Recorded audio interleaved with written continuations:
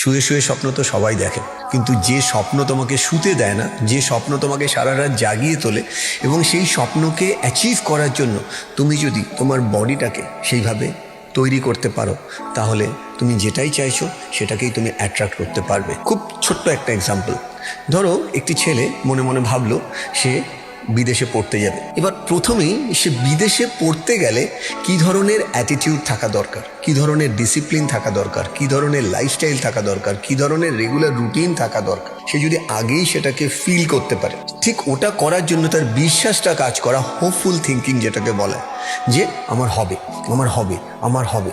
আর এই হবে future tense থেকে আমার হচ্ছেতে চলে আসতে হবে। আমি যদি প্রত্যেকটা সময় সেই বিহেভিয়ারাল প্যাটার্নটা ইনস্টল করতে পারি মোবাইলের সফটওয়্যারের মধ্যে, আর সেটাকে রোজ যদি আমি ভাবতে পারি, তখন আমার বডি সেইভাবে বিহেভ করবে।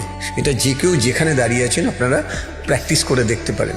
তুমি যেটা ভাববে তুমি সেটাই দেখবে। তার মানে তোমার ভিজুয়ালাইজেশন অ্যাকচুয়াল পারসেপশনের দ্বারা তোমাকে রিয়েলিটির সাথে কানেক্ট করা। অ্যাকচুয়াল রিয়েলিটি আমরা কেউ দেখছি না।